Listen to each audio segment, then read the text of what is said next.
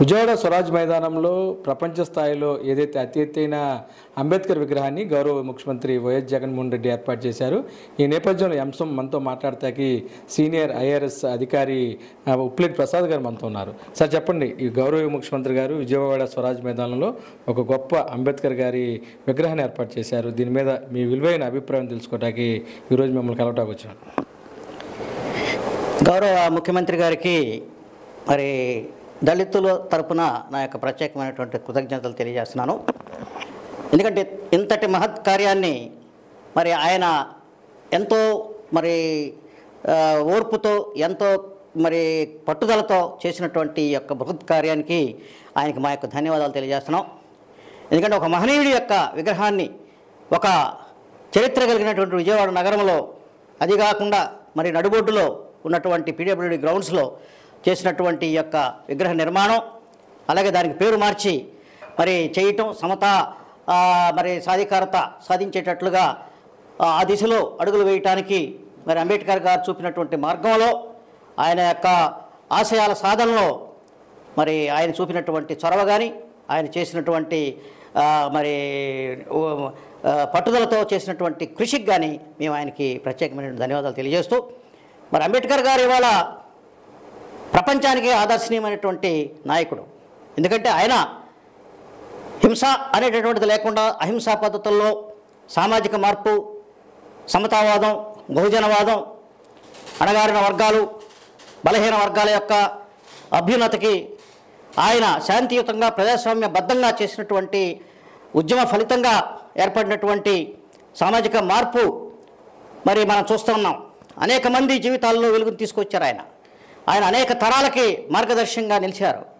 ఆయన మాకే కాదు, బడుగు బలహీన వర్గాలకే కాదు, ఈవెన్ భారతదేశంలో ఉన్నటువంటి పౌరులందరికీ కూడా ఒక ఆధునికమైనటువంటి ప్రజాస్వామ్య విధానాలని, పరిపాలనా విధానాలని, మరి అలాగే ఎలాగా అడ్మినిస్ట్రేషన్ చేయాలనేటువంటి దాని మీద, అలాగే ఒక పరిపూర్ణమైనటువంటి న్యాయ వ్యవస్థని ఇక్కడ ఏర్పాటు చేయడం జరిగింది. మరి ఆయన చేసినటువంటి కృషి ఫలితంగా మనకు రాజ్యాంగం ఏర్పడింది. ఆ రాజ్యాంగం ద్వారానే ఇవాళ పార్లమెంట్ కానీ, అసెంబ్లీలు కానీ, మరి న్యాయ వ్యవస్థ కానీ, అడ్మినిస్ట్రేటివ్ వ్యవస్థ కానీ అన్నీ కూడా మరి పకడ్బందీ సిద్ధాంతాలతో, సూత్రాలతో ఇవాళ సక్సెస్ఫుల్గా విజయవంతంగా 76 సంవత్సరాలు నిండిపోయినటువంటి స్వాతంత్ర భారతదేశంలో అంబేద్కర్ గారు సాధించినటువంటి మరి కీర్తి ఎనలేనిది. ఆయన ఈ దేశానికి చేసిన సేవ మరి విలువ కట్టలేనిది. ఆయన మహోన్నతమైనటువంటి వ్యక్తిత్వం, ఆయన మరి మరపురాని సేవ ప్రజలందరికీ కూడా ఎప్పుడు గుర్తుంటుంది. ఆయన ఒక భారతీయులకే నాయకుడు కాదు, ఆయన అంతర్జాతీయ నాయకుడుగా మరి వెలుగొందుతాడు. ఎందుకంటే మన అనేక పార్టీలు, అనేక ఉద్యమాలు, ఫ్రెంచ్ విప్లవం కానీ, రష్యన్ విప్లవం కానీ, మరి కమ్యూనిస్టు ఉద్యమాలు కానీ, ఏదైనా కానీ హింసాత్మకంగా నడిచినాయి. కానీ మరి ఇక్కడ అంబేద్కర్ ఉద్యమం అనేటువంటిది అహింసా పద్ధతుల్లో ప్రజాస్వామ్యబద్ధంగా, న్యాయబద్ధంగా జరిగినటువంటి యొక్క ఉద్యమం మరి చాలా ఆచరించదగింది, చాలా మరి ఉన్నతమైనదిగా నేను భావిస్తున్నాను. అలాంటి మహనీయుడి యొక్క విగ్రహాన్ని ఆవిష్కరించడం అనేటువంటిది మరి చాలా గొప్ప విషయంగా భావిస్తూ మరి ఆంధ్రప్రదేశ్ ప్రభుత్వానికి, అలాగే ముఖ్యమంత్రి మరి వైఎస్ జగన్మోహన్ రెడ్డి గారికి నా యొక్క ప్రత్యేకమైనటువంటి ధన్యవాదాలు తెలియజేస్తాను. చెప్పండి, చాలామంది రాష్ట్రంలో పరిపాలించారు, ఎవరు కూడాను ఆయన గురించి మాటలో తప్ప చేతలో చూపలేదు. ఈ నేపథ్యంలో ముఖ్యమంత్రి గారు అంటే ముందు నుంచి కూడాను మీరు రాజకీయాల్లో తెలిసిన వ్యక్తి, కలిసిన వ్యక్తి. ఈ నేపథ్యంలో టీడీపీలో ఉన్న చంద్రబాబు చేయలేంది ఆంధ్రప్రదేశ్లో జగన్ గారు ఎందుకని చేయగలిగారు? అంటే ఇది యాక్చువల్గా చాలామంది నాయకుల్లో అంబేద్కర్ గారి యొక్క సిద్ధాంతం చాలామంది నాయకులకు తెలియదండి. ఇవాళ చంద్రబాబు నాయుడు గారికి కూడా 14 సంవత్సరాలు ఈ రాష్ట్రాన్ని పరిపాలించారు. అలాగే ఇంకో 15 సంవత్సరాలు ప్రతిపక్ష నాయకుడిగా ఉన్నారు. మరి దాదాపు 30 సంవత్సరాల ఆయన యొక్క ఉన్నతమైన రాజకీయ జీవితంలో ఆయన ఎంతో మరి మన్ననలు పొందినటువంటి నాయకుడే. కానీ అంబేద్కర్ సిద్ధాంతాన్ని అర్థం చేసుకోవడంలో ఆయన పూర్తిగా విఫలమయ్యారని నా అభిప్రాయం.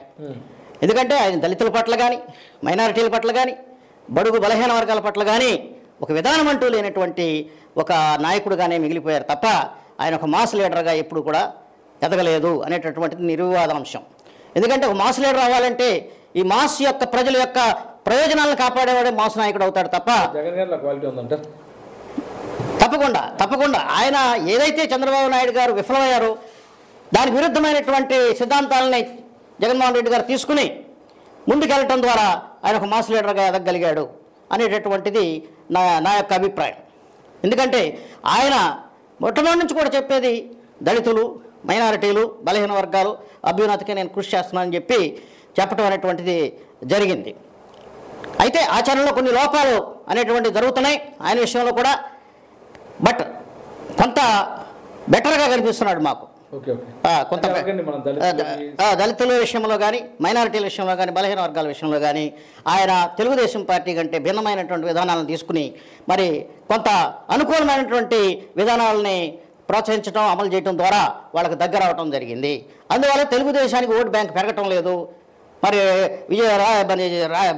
జగన్మోహన్ రెడ్డి గారి ఓట్ బ్యాంక్ ఎప్పుడు స్థిరంగా అలాగే ఉండిపోయింది అనేటువంటిది అనేక సర్వేల్లో మరి తేటతెల్లమైంది. సరే మీరు చెప్పండి, మొత్తమే కూడాను ఆ రోజు ప్రారంభోత్సవం చూసినట్లయితే నవ్వుతోన భవిష్యత్తులాగా గౌరవ ముఖ్యమంత్రి ఆధ్వర్యంలో ఒక కార్యక్రమం నిర్వహించారు. అంతర్జాతీయ స్థాయిలో కూడా మీకు పరిచయాలు ఉన్నాయి. ఎలా ఉంది సార్ ఫీడ్బ్యాక్? అద్భుతమైన ఫీడ్బ్యాక్ ఉందండి. నేను పర్సనల్గా చాలా సంతోషంగా ఉన్నాను. అలాగే మా దళిత సంఘాలన్నీ కూడా చాలా సంతోషంగా ఆనందదాయకంలో మునిగిపోయారు. ఎందుకంటే అంతటి చక్కటి విగ్రహాన్ని నిర్మించడమే కాకుండా దాని ఓపెనింగ్ సెరమనీని ప్రపంచవ్యాప్తంగా కూడా మరి దాన్ని వీక్షించే విధంగా చాలా అద్భుతమైనటువంటి కార్యంగా తీర్చిదిద్దారు. దానికి మేము మరి ఎప్పుడూ కూడా కృతజ్ఞతలు ఉంటామని చెప్పి తెలియజేస్తున్నాం. సార్ చెప్పండి, పామర్ రాజకీయాల్లో మేడం గారు టీడీపీగా ప్రాంతంలో పోటీ చేశారు. ప్రస్తుతం కొంచెం సైలెంట్గా ఉన్నట్టున్నారు. రాబోయే రోజుల్లో రాజకీయ ప్రస్థానం ఎలా ఉంటుంది?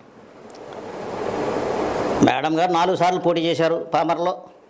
మరి 4 సార్లలో 3 సార్లు ఓడిపోవడం జరిగింది. ఒకసారి వైసీపీ మీద గెలవడం జరిగింది. అయితే పామర్రు సీటు విషయంలో మేము పోటీ చేయమని చెప్పి చంద్రబాబు నాయుడు గారు చెప్పడం జరిగింది. ఓకే. సో అందువల్ల ఆయన ఏమో మాకు సీటు మార్చి ఇమ్మని చెప్పడం జరిగింది. అలాగే బాపట్ల పార్లమెంట్ సీటు ఉండి అక్కడ పామర్ అసెంబ్లీలో అక్కడ తెలుగుదేశం గెలిచే విజయావకాశాలు చాలా తక్కువగా ఉన్నాయి. మాకు ఏదైనా సీటు మార్చేస్తే పోటీ చేస్తాం, లేదంటే మేము పోటీ చేయమని చెప్పడం జరిగింది. అది కాకుండా దళిత విధానాలు సిద్ధాంతాల పట్ల ఆయనకి ఏ రకమైనటువంటి చిత్తశుద్ధి కానీ, ఏ రకమైనటువంటి విధానం కానీ లేకపోవటం నేను అడగటం జరిగింది. దాంతో విభేదించాను ఆయనతోటి. కాబట్టి మేము ఆ పార్టీకి కొంచెం దూరంగా ఉండటం జరుగుతుంది. ఇప్పుడు సార్ చెప్పండి, మీలాగే తిరువురులో కూడాను నల్లగుంటలో స్వామిదాస్ గారి పరిస్థితి కూడా అలాగుంది.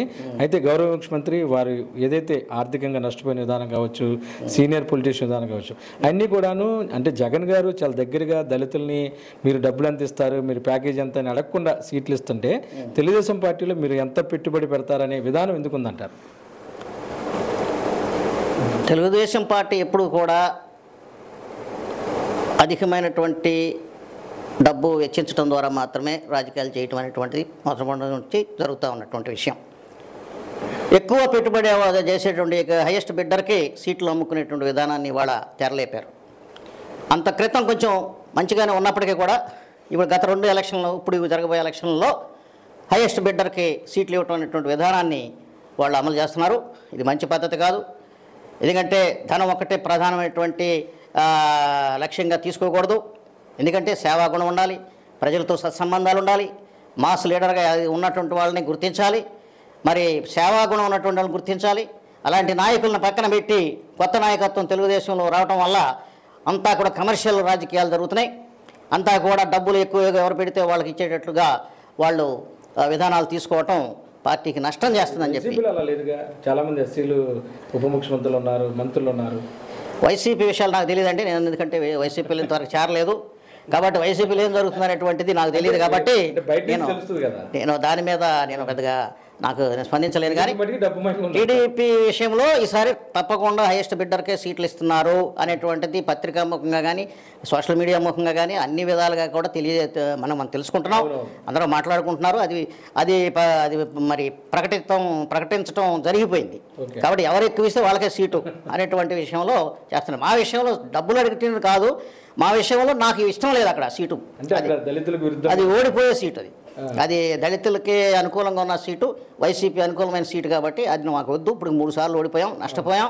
కాబట్టి మాకు వేరే సీటు ఇవ్వమంటే మరి ఆయన దానికి అంగీకరించినట్టుగా లేదు. దానివల్ల మేము ఆ పార్టీకి దూరంగా ఉంటున్నాం. మొత్తమే కూడాను ఆంధ్రప్రదేశ్లో ముఖ్యమంత్రి వైఎస్ జగన్మోహన్ రెడ్డి గారు అంబేద్కర్ విగ్రహ నిర్మాణంలో తీసుకున్న చొరవని ప్రత్యేకంగా అభినందిస్తున్నారు ఐఆర్ఎస్ అధికారి ప్రసాద్ గారు. అంతేకాకుండా తెలుగుదేశం పార్టీలో దళితులకు ఏదైతే ఇవ్వాల్సిన సీట్ల విషయంలో కూడా కేవలం ధనవంతులకు మాత్రమే చంద్రబాబు ఇచ్చే పరిస్థితి ఉన్న నేపథ్యంలో ఆ పార్టీకి కొద్దిగా దూరంగా ఉండాలనే ఉద్దేశం దూరంగా ఉంటున్నారు. అయినా సరే ప్రజాసేవలో ప్రజా సమస్యల పట్ల ఎవరైనా తనకు కావాల్సిన వాళ్ళు వచ్చినప్పుడు ఆ సమస్యలపై స్పందిస్తానంటున్నారు ప్రసాద్ గారు. వీడియో జర్నలిస్టు భానుతో కలిసి అబ్దుల్ అలీం, విజయవాడ.